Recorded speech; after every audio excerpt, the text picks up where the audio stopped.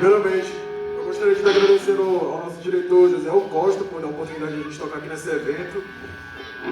Segundo, eu gostaria de estar agradecendo a todo mundo que está presente aqui, porque de verdade vocês vão estar dando uma força muito boa. E é isso, nós somos a Infestação, a gente vai estar tocando aqui uma música autoral nossa. E é isso.